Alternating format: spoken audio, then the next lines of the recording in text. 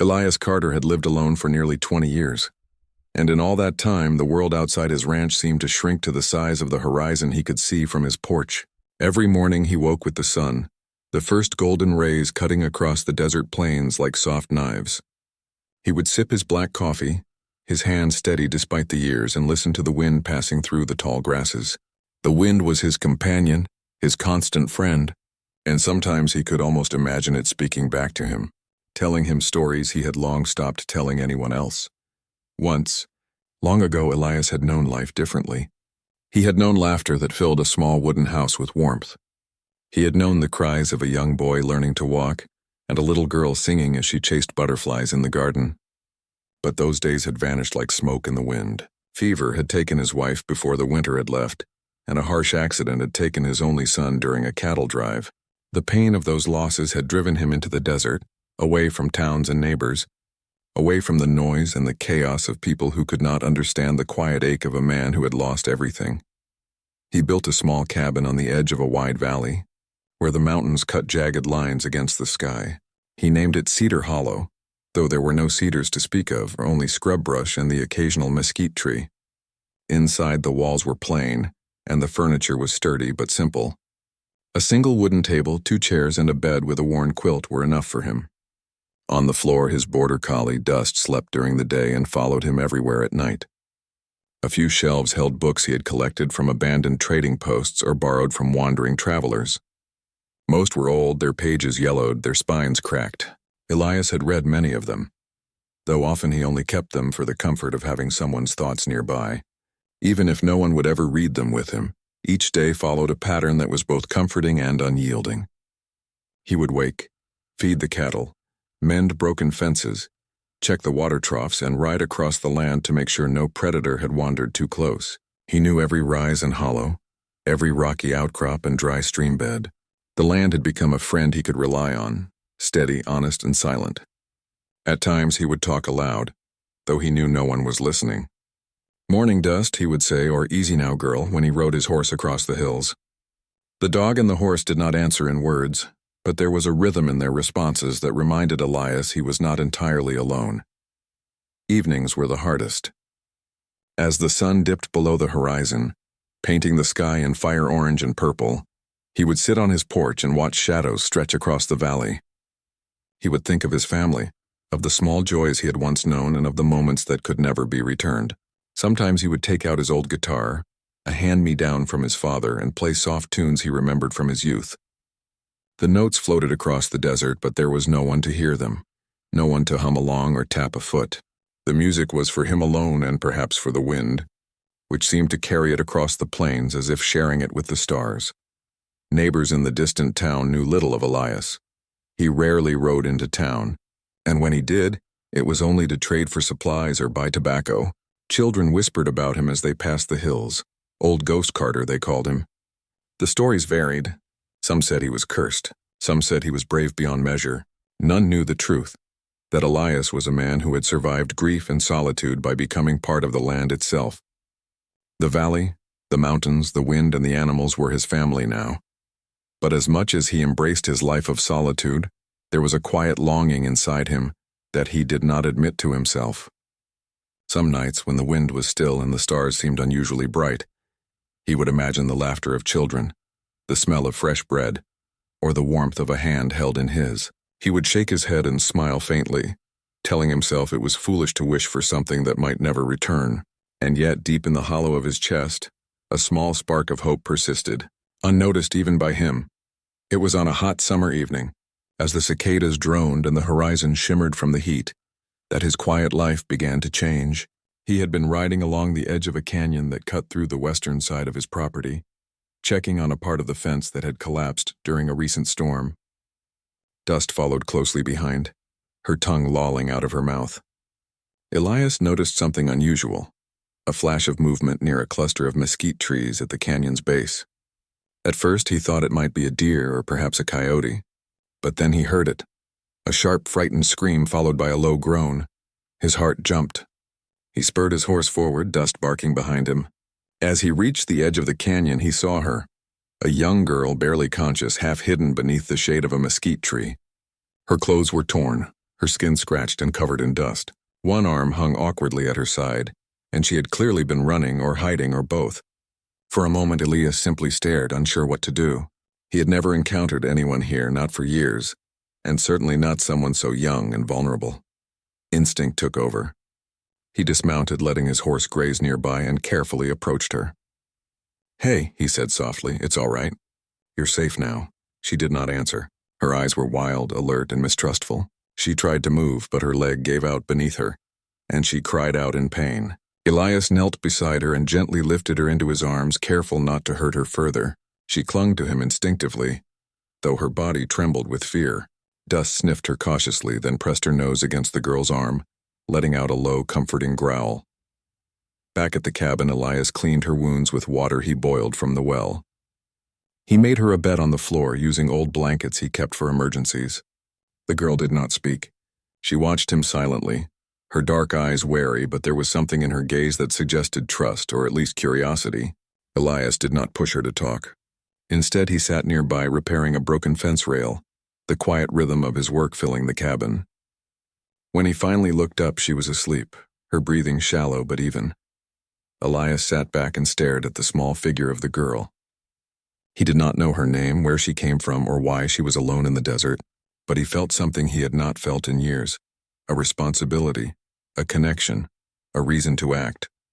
The wind blew softly through the open window, carrying the smell of sage and dry earth, and for the first time in decades, Elias felt that the world outside his solitude might still hold surprises. Days passed, and the girl recovered slowly. She moved cautiously around the cabin, watching Elias as he went about his daily chores. She did not speak much, but she helped where she could, carrying water, feeding the animals, and observing the land with keen, alert eyes. Elias taught her what he could: how to ride a horse safely, how to track the movements of the cattle, and how to read the sky for signs of weather. She learned quickly, and though her manner remained wild and untamed, a bond began to form between them. The ranch was no longer silent. There were footsteps on the wooden floors, laughter that bubbled up unexpectedly, and the sound of two hearts learning to share the vast, lonely land. At night, Elias would sit on the porch with Dust by his side, looking at the stars and thinking about the stranger who had appeared in his life. The girl whom he still did not know how to call by name had changed everything. She had awakened something inside him, a spark of life, a flicker of hope that he had long believed extinguished. And as the wind whispered through the plains, Elias realized that even the most solitary of men could find companionship in the most unexpected of ways. The desert remained wide and empty, but now it carried promise. The horizon was still vast, the days long and the nights quiet, but Elias Carter was no longer entirely alone. Something wild and free had arrived at his doorstep, and the story of their lives together was just beginning. The mornings at Cedar Hollow grew brighter and fuller with the presence of the girl. Elias still did not know her name, and she still spoke little, but her presence changed the rhythm of the ranch. Where before the wind and Dust's quiet pause had filled the space, now there was another sound, the soft shuffle of feet on the porch, the light laughter that came when she tried to help with chores, and the occasional startled cry when a horse kicked up dust too close to her. Elias watched her carefully, always respectful of her silence, never pushing too hard, yet guiding her with quiet authority. She moved like a creature of the desert, graceful and cautious, her bare feet leaving faint prints in the dust. He noticed how she observed everything: the way the sun glinted off the horse's coat, the way the wind bent the tall grasses, the way the distant mountains shifted in color as the day wore on. She had the eyes of someone who had seen much and yet remained unbroken, alert and sharp.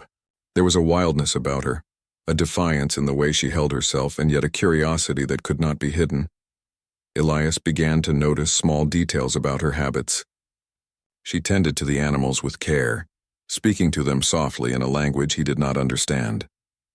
She had a knack for coaxing Dust and the horses into calmness, as though she shared some secret bond with them. When she worked with the cattle, she moved with precision, knowing instinctively how to herd them without causing panic. Elias realized that she had grown up in this land, or at least a land like it, learning survival skills in ways he could never teach. Her movements were deliberate, controlled, and yet always slightly unpredictable, like the desert itself. During the long afternoons when the sun blazed overhead, They worked side by side. She carried buckets of water to the troughs, her bare arms glinting with sweat while Elias repaired fences or mended tools. Sometimes they would meet at the edge of the corral, and he would teach her to ride properly, adjusting her posture, showing her how to guide the horse with gentle pressure. She listened carefully, absorbing every word, but often she would break the instructions with her own methods, leaning too far, holding the reins differently, nudging the horse with her knees rather than her heels. Elias would chuckle quietly to himself, realizing that her way, though wild, often worked better than his lessons. At night, they ate together, a simple meal of bread, beans, and whatever meat Elias had preserved. She still ate quietly, though occasionally she would smile or laugh at something small, a joke he made or a clumsy movement by Dust. He did not press her to speak, though he offered her words of comfort in his slow, deliberate way. Over time she began to respond, first with nods and gestures, then with small words in broken English. Her voice was soft and cautious, but there was a strength in it that reminded Elias of the wind, quiet yet unstoppable, shaping the land without effort. Elias tried to learn her language as well, picking up a few words here and there. He discovered that she was from an Apache family, that she had grown up in the hills to the north, and that she had been forced to flee after a raid had gone wrong. The details were patchy, and she often stopped mid-sentence, either out of fear or distrust. But each fragment of her story made him realize how much she had endured. She had survived in the wilderness alone, running from danger and hiding from men who would harm her.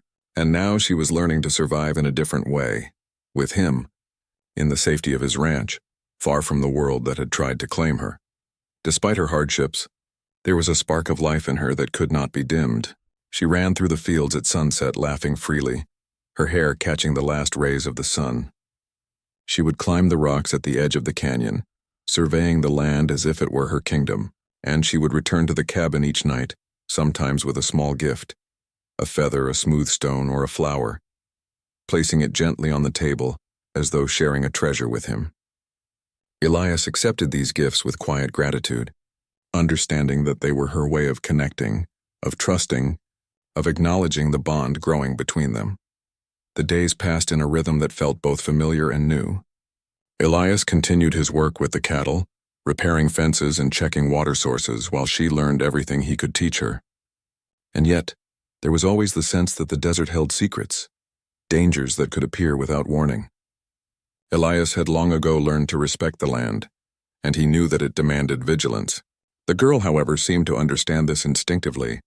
She moved with caution, listening to the whispers of the wind, watching the shadows and noticing subtle changes in the animal's behavior. Together they formed a silent partnership, each learning from the other, each relying on the other in ways neither had expected. One afternoon, a sudden storm swept across the plains. Dark clouds rolled in from the west, lightning flashing in the distance, followed by low rumbles of thunder. Elias and the girl worked quickly to secure the horses and cattle, guiding them to safer ground. The wind picked up, carrying dust and debris, and rain began to fall in heavy sheets. The girl shouted directions in her broken English, her voice carrying over the roar of the storm. Elias felt a surge of admiration and respect for her courage. She did not flinch, did not falter. Together they moved through the chaos, rescuing animals and reinforcing fences, their teamwork seamless and instinctual. By the time the storm passed, the ranch had suffered minor damage, but nothing was lost. And for the first time, Elias felt a sense of pride in having a companion who could face the wilderness as bravely as he could. As the sun returned, painting the canyon walls in gold and purple, Elias and the girl sat together by the porch, exhausted but content. Dust lay at their feet, her tail wagging lazily. Elias offered her a cup of water, and she drank deeply, then looked at him with eyes that spoke volumes. No words were needed. They had survived together. They had learned each other's rhythms, and in that quiet moment Elias realized something profound. He was no longer entirely alone. Over the next few weeks, their bond deepened. The girl began to speak more freely, sharing fragments of her past, stories of her family, and tales of the land she had once called home. Elias listened without judgment, offering only guidance and support. And in turn he shared his own stories and of war, loss, and the years spent in solitude. The girl listened, her eyes wide, absorbing his words with the curiosity and intensity of someone who had long been denied companionship. Elias also began to notice changes in himself. He laughed more freely, smiled more often, and allowed himself to hope again. The girl's presence brought life and color back to the ranch, breaking through the monotony of years spent in isolation. Even Dust seemed to sense the change, her playful energy returning as she bounded around the fields, chasing the girl and nudging her toward games of chase and laughter. Though their communication was limited, a deep understanding grew between them. Elias could sense her moods, her fears, and her triumphs, and she began to anticipate his actions, moving in harmony with him during chores and rides. They were becoming more than companions. They were a team, a family forged not by blood but by circumstance, trust, and shared survival. And yet, amidst the calm, Elias knew that the outside world was not far away. There were men in nearby towns who would not understand their bond, who might see the girl as an intruder or a threat. But for now he pushed those thoughts aside. The present moment, the quiet companionship, and the fragile trust between them mattered more than the uncertain future. As night fell, the stars emerging like tiny lanterns in the clear desert sky, Elias and the girl sat on the porch in silence. The wind rustled the grass, carrying the scent of sage and earth. Elias looked at her, noticing how much she had grown in confidence, how her wildness had softened into something steady and strong. He realized that in saving her he had also been saved, not from loneliness alone, but from the emptiness that had haunted him for decades. The girl, for her part, seemed to understand something of his heart, even without words. She leaned against him, a gesture of trust and acceptance. And in that simple, quiet connection, Elias Carter felt the first true warmth of family in 20 long years. The wind continued to whisper across the plains, but now it carried a new sound, the sound of life, trust, and the promise of a shared journey just beginning. The days at Cedar Hollow settled into a rhythm, but a new challenge began to stir between Elias and the girl. She was growing stronger and more confident, and the bond between them deepened, yet there was still a wall of silence and mystery surrounding her past. Elias understood that her trust was fragile. It had been earned through quiet patience, through careful guidance, and through shared survival. She had survived hardships he could only imagine, and though she now relied on him, she remained fiercely independent. He had given her a name of his own choosing, Taya, after a small wildflower that grew near the creek, delicate but resilient. At first she did not respond, merely acknowledging it with a sideways glance or a small nod. But over time she began to accept it, saying it softly when she spoke or when he called her to help with the horses. The name became a symbol of her place at Cedar Hollow, of a bond formed not by family ties but by choice, by trust, and by survival. Taya's wildness remained, of course. She would ride the horses bareback, racing across the fields with a freedom that both terrified and thrilled Elias. She would climb rocky outcrops near the canyon, balancing effortlessly as she surveyed the land, daring the wind to throw her off.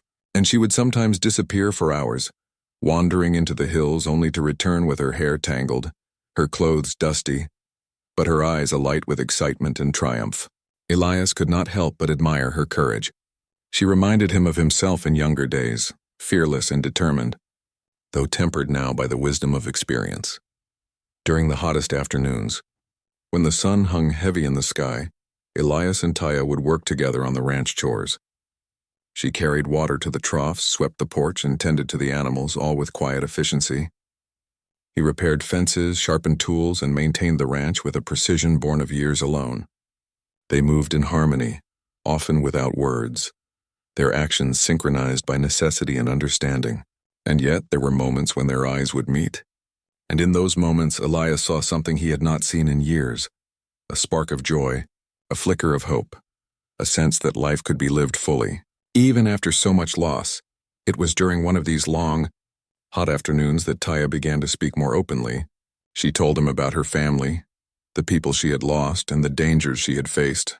Her English was broken, hesitant, and at times difficult to understand, but Elias listened carefully, never interrupting, never judging. She spoke of raids by men who had sought to take her or harm her family, of nights spent hiding in the desert under the stars, of days surviving on what little food she could find. She spoke of the fear that had driven her, the loneliness that had haunted her and the determination that had kept her alive. Elias shared his own past in return. He spoke of the cavalry, of battles fought and friends lost, of a wife taken by fever and a son lost to tragedy. He spoke of the years of solitude, of nights spent talking only to the wind, and of the ways he had tried to find peace in the vast emptiness of the plains. Taya listened with wide eyes, absorbing every detail. In this sharing of stories, they found common ground. Two lives shaped by loss, loneliness, and the harsh realities of the land they inhabited. As the summer wore on, Taya's confidence grew. She began to take more responsibility on the ranch, learning to care for the animals, to repair fences, and even to ride with Elias when checking the distant pastures. She proved herself capable, resourceful, and fearless, often taking risks that made Elias's heart pound with worry. And yet he could not deny that her skills and instincts were remarkable. She moved with the grace and awareness of someone who had grown up in the wilderness, someone who understood the land in a way that most could never comprehend. But with her growing presence came new challenges. Men from the nearby settlement began to take notice. Rumors spread of a young Apache girl seen near the ranch, and whispers reached Elias's ears of men who believed she had been involved in theft or trespassing. He knew that the desert was not only home to beauty and freedom, but also to danger. Prejudice and fear could turn neighbors into enemies, and he understood that he would need to protect Taya from those who would harm her. Whether out of ignorance or malice, one day, as Elias and Taya rode along the edge of the canyon checking the fences, they noticed tracks leading toward the ranch, fresh horse tracks moving in the direction of their property. Elias's heart sank. He knew that these were not ordinary travelers. He had long ago learned to read tracks, to recognize signs of potential danger, and these tracks told him that visitors were coming with intent, not curiosity. He motioned for Taya to dismount and led the horses to a safer spot in the trees. She followed, silent but alert, her eyes scanning the horizon.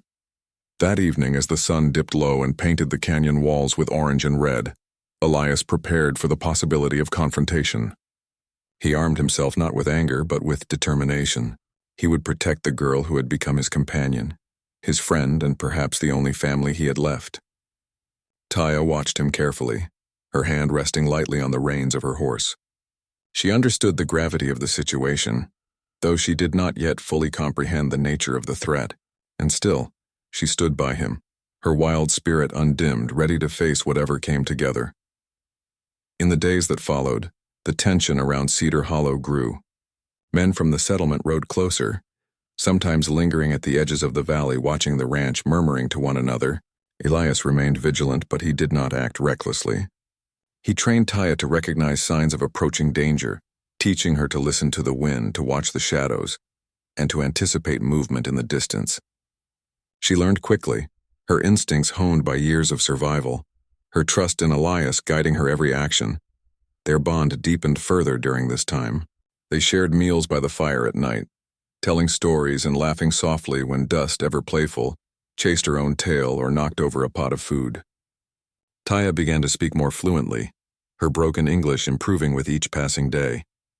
She shared her dreams, her fears, and her plans for the future, even if those plans were still uncertain. And Elias listened, offering advice, guidance, and comfort, all the while understanding that her strength and independence were as important as the bond they shared. The work on the ranch continued, demanding their full attention. They repaired fences, tended the cattle, and maintained the wells and troughs. They moved through the land with a rhythm that was both practical and intimate, each action building trust and understanding. Taya's presence brought life back to Cedar Hollow, transforming it from a quiet, lonely place into a home filled with purpose, activity, and hope. And through it all, Elias began to see that the girl was not only surviving, she was thriving, growing stronger and more capable with every passing day. Yet beneath the calm, there was always the awareness of potential danger. Elias knew that men who misunderstood, feared, or disliked Taya could arrive at any moment. He prepared for that eventuality, reinforcing the ranch's defenses and teaching Taya how to protect herself. She listened carefully, absorbing every lesson, her eyes reflecting a mix of determination, respect, and gratitude. Together, they were building not just a life on the ranch, but a sense of safety and trust that could withstand whatever challenges lay ahead. One evening, As they watched the sun set behind the distant hills, Elias felt a deep sense of contentment. Cedar Hollow was no longer simply a place of survival. It was a home, a sanctuary, and a symbol of the resilience of both man and girl. Taya leaned against him, her head resting lightly on his shoulder. The wind whispered through the grass, carrying with it a promise of the days to come. Days filled with work, learning, laughter, and the quiet bond of two lives intertwined by circumstance and choice. And as the stars began to emerge in the night sky, Elias realized that he had found something he had long thought impossible: companionship, trust, and the beginnings of a family. In Taya, he saw not only a survivor but a reflection of his own strength, courage, and capacity for love. And in himself, she saw a protector, a mentor, and a steady presence in a world that had often been cruel and unforgiving. Together they faced the future with cautious optimism, knowing that the bond they shared was as enduring and untamed as the desert itself.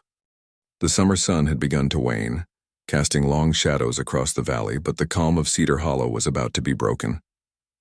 Elias had sensed the tension building for days: the tracks in the dirt, the distant hoofbeats at dawn, and the quiet murmurs from travelers who passed too close to his land. He knew the day of reckoning would come, though he did not know exactly when or how. Taya, now stronger and more confident than ever, had become his constant companion and protector in spirit. Yet Elias knew that the wildness in the world beyond their ranch could not be tamed by courage alone. One morning, just as the first light of dawn touched the canyon walls, 3 riders appeared on the ridge overlooking the ranch. Their silhouettes were dark against the brightening sky, and they rode with an air of authority that spoke of law and judgment. But Elias, who had lived long enough to read intentions in the way a horse shifted its weight, or the way shadows fell across the desert, knew better. These men were not there for trade or friendly greetings. They had come with accusations, with demands, and with the threat of violence. He motioned for Taya to follow him inside the cabin, keeping her low and out of sight. Dust, sensing the danger, growled softly and positioned herself between the cabin door and the approaching men. Elias reached for his rifle, his hand steady, though his heart beat faster than it had in years. He had prepared for moments like this before, but never with someone like Taya beside him, someone whose life he had come to care for deeply. The weight of responsibility pressed on him, but he welcomed it. Protecting her was more important than fear, more important than caution. The men dismounted near the corral, their boots kicking up small clouds of dust. "Elias Carter," the tallest of them called, his voice sharp and commanding. "We've heard you're hiding an Apache girl. You're to hand her over, or face the consequences." Elias stepped out slowly, his eyes steady on the riders. "She's not hiding," he said calmly. "She's here because she needed help." "I've done nothing wrong." The men exchanged glances and their hands hovered near their weapons. "She stole horses from the settlement," one of them accused. "We know she's been seen around here. It's the law." Elias shook his head. "No law justifies taking her from this land. She hasn't harmed anyone. She's under my care." Taya stepped beside Elias, her eyes blazing with defiance. For a moment the riders faltered, not expecting the girl to stand her ground. She did not speak, but her posture and the intensity of her gaze were enough to make Elias's point clear. She was not alone, and she was not defenseless. The standoff stretched into tense minutes. The wind carried the scent of dust and dry grass, rustling through the corral and tugging at loose pieces of cloth. Elias kept his rifle lowered but ready, his finger near the trigger. He knew the importance of calm, of patience, of showing strength without provoking unnecessary violence. Taya, sensing his tension, mirrored his stillness, her eyes scanning the horizon, aware that any sudden move could ignite chaos. Suddenly, one of the men lunged forward, attempting to grab Taya. Elias reacted instinctively, raising his rifle and firing a warning shot into the air. The sharp crack echoed across the valley, startling the horses and sending birds scattering into the sky. Dust barked and leapt toward the man, adding her own warning to the chaos. The other 2 men hesitated, unsure whether to advance or retreat. Taya, fearless as ever, sidestepped the attempted grab and stood firm, her hands ready to defend herself if necessary. A brief skirmish followed near the corral. Elias managed to keep the men at bay without causing serious harm, his years of experience in the cavalry and the desert giving him a strategic advantage. Taya assisted quietly but effectively, moving quickly to guide the horses away from the danger, and ensuring that no animals were hurt in the commotion. Within moments, the men realized that they were outmatched and outmaneuvered, and they retreated, their accusations hanging in the air like dust. Though the immediate threat had passed, the aftermath was devastating. The skirmish had left small fires burning in the dry grass near the cabin and corral. Sparks from gunfire and kicked-up embers had caught hold, spreading quickly in the parched landscape. Elias and Taya acted immediately, throwing dirt and using buckets of water to smother the flames. Dust barked and ran alongside them, helping in her own way, knocking over buckets or nudging them toward burning spots. Despite their best efforts, part of the corral and some hay bales were lost and smoke hung heavy over the valley. By nightfall, the fires were under control, but the damage was clear. The ranch was scarred, and Elias knew that this incident would not be the last. He and Taya sat together on the porch, exhausted but alive. She leaned against him, silently acknowledging the bond they shared and the trials they had faced together.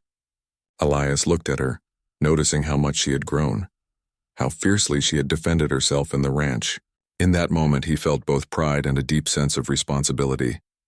She had become more than a companion. She had become family. The next day, Elias worked to repair the damage. He rebuilt the fences that had burned, replaced the hay, and ensured that the water troughs were full. Taya helped where she could, carrying supplies, stacking firewood, and guiding the horses back to safe areas. Though the work was tiring, it also brought a sense of purpose. They were restoring what had been threatened, reaffirming their place in the desert, and demonstrating to themselves that they could face hardship together. As they worked, Elias reflected on how much Taya had changed the ranch and himself. Her presence had brought life, energy, and courage into a place that had been silent for decades. She had challenged him, taught him patience, and reminded him that even in a harsh, unforgiving land, hope and trust could flourish. And though danger remained a constant shadow, he felt more prepared to face it with her by his side. That evening, as the sun set behind the canyon and painted the sky in shades of pink and gold, Elias and Taya sat quietly on the porch. Dust lay at their feet, tired but content. The ranch had survived, and so had they. Elias knew that the world beyond Cedar Hollow was unpredictable and sometimes cruel, but he also knew that they had proven something essential. Their bond, their courage, and their determination could withstand almost anything. And in the quiet moments, when the wind whispered through the grass and the stars began to appear overhead, Elias realized that Cedar Hollow was no longer simply a place of solitude. It had become a home, a sanctuary, and a testament to resilience. Taya, with her fierce spirit and unbroken courage, had become a part of that sanctuary, transforming it into something more than he had ever imagined. The fires, the confrontation, and the danger of that day had left their mark, physically, in the scorched grass and repaired fences, and emotionally, in the hearts of those who had faced the threat together. But it had also strengthened their connection, proving that together they could endure, survive, and thrive. And as the night deepened and the cool desert air settled over Cedar Hollow, Elias Carter understood a truth he had long forgotten. Even in the wildest, most unforgiving land, courage, trust, and love could create a home worth defending. The morning after the confrontation and the fires, Cedar Hollow felt different. The scorched earth, the repaired fences, and the quiet hum of recovery reminded Elias that nothing in the desert remained unchanged for long. He and Taya had faced danger together and in doing so, had tested the strength of their bond. Now, as the smoke from the small lingering fires drifted into the sky, Elias realized that staying in this valley might no longer be safe. The men from the settlement would talk, rumors would spread, and there was no telling what might happen next. Taya stood beside him on the porch, her dark hair tangled from the wind and exertion. She had grown leaner, stronger, and more self-assured in the weeks since she had arrived at Cedar Hollow. Yet her eyes still carried the wildness that had first drawn Elias's attention, the alertness of someone who had lived through danger and survived against the odds. She looked up at him, understanding something without words, that the life they had built here, though precious, could not remain untouched by the outside world. "We can't stay," Elias said quietly, almost to himself. "Not after what happened yesterday.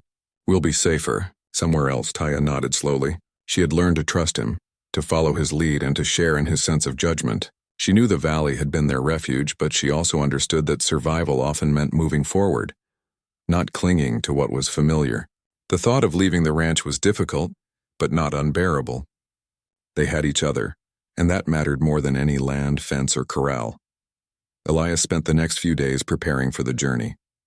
He sold what remained of the cattle that had survived the fire and packed the essentials for travel: food, water, blankets, and tools. Taya assisted eagerly, her hands steady and quick. She gathered herbs and dried meats, knowing they would need every bit of sustenance for the long trail ahead. Together they secured their horses, Dust trotting alongside, ready for the ride that would take them away from the only home they had known in years. As they mounted their horses at dawn, the canyon walls glowed with the first light of morning. Elias looked back once at Cedar Hollow, seeing the cabin and the fields, the traces of fire, and the repaired fences. It had been a place of healing, a sanctuary and a proving ground, but now it was time to move forward, to seek a life where they could live free from the shadows of judgment and danger. Taya felt the same mix of sadness and excitement. She had grown attached to the land, to the routines, and even to the solitude it had once offered. Yet she was ready to face whatever lay beyond, to test herself in the bond she shared with Elias. The trail south was long and difficult. The desert stretched endlessly, dotted with rocky hills, dry creek beds, and sparse vegetation. The sun blazed overhead during the day, and the nights grew cold and still. Elias and Taya rode side by side, guiding their horses carefully across the uneven terrain. Dust ran ahead and behind, a constant companion, alert for predators and dangers. They shared the work of setting up temporary camps each night, gathering firewood and preparing meals. Despite the challenges, there was a sense of adventure and purpose in every action, a feeling that they were moving toward something better. Along the way, Taya taught Elias skills she had learned during her years surviving alone in the wilderness. She showed him how to find water hidden in dry creek beds, how to identify edible plants, and how to move quietly to avoid attracting unwanted attention. Elias, in turn, shared his knowledge of tracking, hunting, and navigating by the sun and stars. Their partnership became seamless, each learning from the other, each relying on the other in ways that strengthened their trust and deepened their bond. Evenings were a time of reflection and storytelling. Around the campfire, they spoke of the past, the losses, the fears, and the hardships they had endured. Taya shared stories of her family, of the moments of joy she had experienced before tragedy struck, and of the lessons she had learned while surviving alone. Elias spoke of his childhood, of his military service, and of the years of solitude he had spent in Cedar Hollow. Through these exchanges, they discovered not only shared experiences of hardship, but also the resilience and courage that defined each of them. Days turned into weeks as they traveled south. The landscape gradually shifted, from dry desert plains to rolling hills and eventually to areas where rivers flowed and trees grew taller. Along the way, they encountered other travelers, ranchers, traders, and settlers, some friendly, some wary. Elias and Taya navigated these encounters with caution, speaking when necessary but keeping their distance when trust could not be established. They relied on each other for guidance, protection, and reassurance, growing stronger together with each passing day. Eventually, they reached a small, fertile valley near the Rio Grande. The land was rich with water, trees, and fertile soil. It was remote enough to provide safety and privacy, yet close enough to small settlements that they could trade for supplies and maintain contact with the outside world if necessary. Elias and Taya decided this would be their new home. They built a modest cabin near the river, cleared land for a small garden, and began raising a few horses. Dust remained ever vigilant, her loyalty unwavering, guarding their new sanctuary. Life in the valley was not without its challenges, but Elias and Taya approached each day with determination and hope. They worked together to maintain the land, care for the animals, and build a home that reflected their bond. Taya's skills and resilience proved invaluable, while Elias's experience and wisdom provided structure and guidance. Together, they created a life that was both self-sufficient and fulfilling. A life shaped by choice rather than circumstance, by love rather than obligation. Over time, their presence became known to the local communities, but the stories told about them were those of resilience, courage, and independence. Travelers spoke of the gray-haired man and the young Apache woman, who lived quietly, trained wild horses, and managed their land with skill and care. Some were curious, some envious, but most respected the sanctuary they had built. Elias and Taya rarely sought attention, preferring the peace of their daily routines, the companionship of each other, and the freedom of living on their own terms. As the seasons changed, the valley blossomed with life. Spring brought wildflowers, the river swelled with melted snow from distant mountains, and the animals thrived. Elias and Taya continued to work together, tending the land, training horses, and sharing quiet moments around the fire at night. They reflected on their journey, the hardships they had endured, the dangers they had faced, and the bond they had formed through survival and trust. Each day was a testament to their resilience, their courage, and the power of partnership in the face of adversity. Years later, travelers passing through the area would occasionally hear about the ranch by the Rio Grande, the small cabin where a man and a girl had built a life together. Letters sometimes reached trading posts, written in careful, flowing script, describing the work of the ranch, the training of horses, and the quiet joys of a life lived in harmony with the land. These letters spoke not only of survival but of hope, trust, and the enduring connection between two people who had once been alone but had found family in each other. Elias often reflected on the journey that had brought them here. He thought of Cedar Hollow, the fires, the standoff, and the long trail south. He remembered the fear, the determination, and the moments of joy and laughter. Most of all, he remembered Taya, her courage, her wildness, her unwavering trust. And he realized that despite the hardships and dangers, their journey had led them to a place richer than any land could provide, a place of belonging, love, and freedom. Taya, for her part, had grown into a confident, independent young woman. She had survived the wilderness alone, endured danger, and learned to trust someone after years of solitude. Yet in Elias she had found more than protection. She had found a companion, a mentor, and a family. Together, they had transformed challenges into opportunities, fear into courage, and isolation into connection. And as they sat together on the porch at night, watching the stars reflect on the river, there was a quiet understanding that their lives, though shaped by the past, had been rebuilt with care, love, and resilience. In the endless expanse of the West, Elias Carter and Taya had discovered something rare and precious, a family not born of blood, but of choice, trust, and shared experience. They had faced the wild, endured hardship, and forged a life together that honored both their pasts and their dreams for the future. And as the wind whispered through the valley, carrying the scent of sage, water, and earth, it seemed to carry a message as well, that even in the harshest, most unforgiving lands, hope, courage, and love could prevail.